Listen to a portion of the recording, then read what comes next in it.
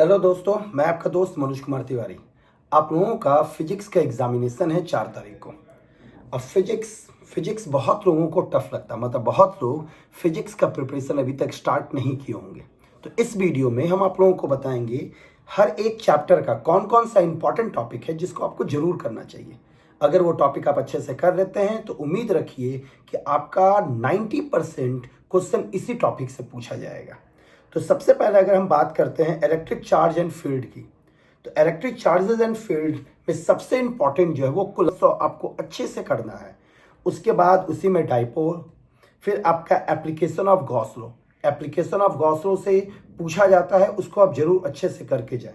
अगर हम चैप्टर 2 की बात करें पोटेंशियल एंड कैपेसिटर्स में, तो पोटेंशियल एंड कैपेसिटर्स में इक्वी पोटेंशियल सरफेस बहुत ज़्यादा इंपॉर्टेंट है। इक्वी पोटेंशियल सरफेस मतलब सारे सरफेस पे जो इक्वी पोटेंशियल होता है उससे रिलेटेड क्वेश्चन आप अच्छे से करके जाएं। दूसरा potential energy of the system of charges, मतलब सिस्टम ऑफ चार्जेस का जो पोटेंशियल एनर्जी से रिलेटेड जो थ्योरी है, जो न्यूमेरिकल्स है, उसको आप करके जाएं। फिर एनर्जी स्टोर्ड इन कैपेसिटर, ये भी बहुत इंपॉर्टेंट टॉपिक है, इसको भी आपको अच्छे से करना चाहिए। अगर हम बात करें चैप्टर 3 की करंट इलेक्ट्रिसिटी, जिसमें आपका इंपॉर्टेंट है ड्रिफ्ट ऑफ इलेक्ट्रॉन ऑफ रेजिटिविटी। दूसरा टेम्परेचर डिपेंडेंस ऑफ रेजिटिविटी, मतलब रेजिटिविटी का टेम्परेचर डिपेंडेंस, टेम्परेचर के बीच क्या रिलेशन है ये आपको दिखाना पड़ेगा, ये इंपॉर्टेंट है। और तीसरा किरचॉफ्स लॉ बहुत ज़्यादा इंपॉर्टेंट है, इससे न्यूमेरिकल्स भी पूछा जा सकता है, इसलिए इसको थोड़ा अच्छे से आप करके जाएं। उसके बाद अगर हम चैप्टर 4 की बात करें मूविंग चार्जेस एंड मैग्नेटिज्म में, तो उसमें motion in a magnetic field important है। दूसरा force between parallel wires important है। और मूविंग कॉइल गैल्वेनोमीटर और उसका कन्वर्जन, ये बहुत इंपॉर्टेंट है, याद रखें। मूविंग कॉइल गैल्वेनोमीटर को अच्छे से करें और उससे रिलेटेड कन्वर्जन जो है उस क्वेश्चंस को आप अच्छे से करने की कोशिश करें। अब अगर हम बात करें चैप्टर 5 मैग्नेटिज्म एंड मैटर में, तो उसमें बार मैग्नेट और दूसरा जो है मैग्नेटिक प्रॉपर्टीज ऑफ मटेरियल्स, ये इंपॉर्टेंट है। तो मटेरियल्स की जो मैग्नेटिक प्रॉपर्टी है उसको थोड़ा अच्छे से याद करके जाए, इस पे कुछ कंसेप्चुअल क्वेश्चन बन सकता है। अगर हम चैप्टर 6 की बात करें इलेक्ट्रोमैग्नेटिक इंडक्शन में, तो इलेक्ट्रोमैग्नेटिक इंडक्शन में सबसे इंपॉर्टेंट है रेंज लॉ, दूसरा फैराडेज लॉ और तीसरा सेल्फ एंड म्यूचुअल इंडक्टिव।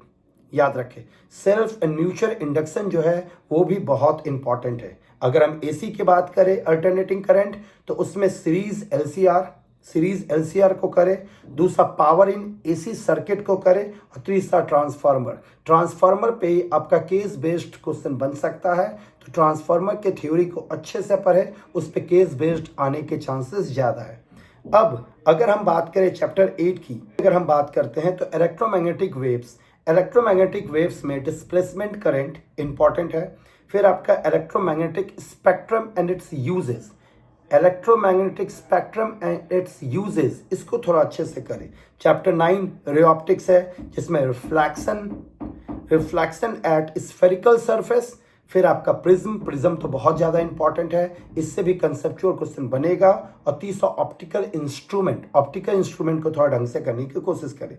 उसके बाद हम बात करते हैं वेव ऑप्टिक्स चैप्टर 10, जिसमें reflection and refraction by wave theory, मतलब रिफ्लेक्शन का जो कंसेप्ट है वेव थ्योरी से कैसा है ये पूछा जाता है। तीसरा आप देख सकते हैं इंटरफेरेंस को, और नेक्स्ट है आपका डिफ्रैक्शन बहुत लोगों के मन में है कि ये सिलेबस में है या नहीं, बट ये सिलेबस में है, इसको आपको अच्छे से करना चाहिए। अगर हम बात करें चैप्टर 11 ड्यूअल नेचर में, तो आइंस्टाइन्स फोटो इलेक्ट्रिक इफेक्ट, ये इंपॉर्टेंट है। उसका जितना भी ग्राफ है ड्यूअल नेचर का वो बहुत ज़्यादा इंपॉर्टेंट, उसको जरूर देखें, ऑब्जेक्टिव में भी पूछ सकता है और कंसेप्चुअल उस पर क्वेश्चन बनता ही बनता है। Wave nature of matter important है। अगर हम चैप्टर 12 की बात करें एटम्स में, तो एटम्स में अल्फा पार्टिकल का एक्सपेरिमेंट और उसका मॉडल वो इंपॉर्टेंट है। बोल्स मॉडल तो इंपॉर्टेंट, वो चीज़ आप केमिस्ट्री में पढ़े होंगे, लेकिन यहाँ पे फिजिक्स में बहुत ज़्यादा इंपॉर्टेंट है। अब अगर हम बात करते हैं न्यूक्लियाई चैप्टर 13 की, तो उसमें मास एनर्जी और वेन कर्व को थोड़ा अच्छे से देखें, वो पूछा भी जाता है, ये आप लोगों को भी पता होगा। न्यूक्लियर फोर्स और न्यूक्लियर एनर्जी, इन सारे चैप्टर को थोड़ा अच्छे से अगर आप देख लेते हैं तो फंसने के चांसेस आपके बहुत कम हैं। इन सारे टॉपिक को अच्छे से करें। इन टॉपिक से क्वेश्चन जरूर पूछा जाएगा। अगर आप इन सारे टॉपिक को अच्छे से करते हैं तो आपका ऑब्जेक्टिव हो गया या केस बेस्ड हो गया या 5 नंबर क्वेश्चन हो गया, वो इसी में से पूछा जाएगा। याद रखें, ट्रांसफार्मर, मूविंग कॉइल, गैल्वेनोमीटर, ये सब बहुत ज़्यादा इंपॉर्टेंट है। इन सब टॉपिक को अच्छे से आप तैयार करें, और अगर फिर भी कोई प्रॉब्लम आता है तो आप लोग कमेंट बॉक्स में कमेंट करें। Thank you very much, all the best.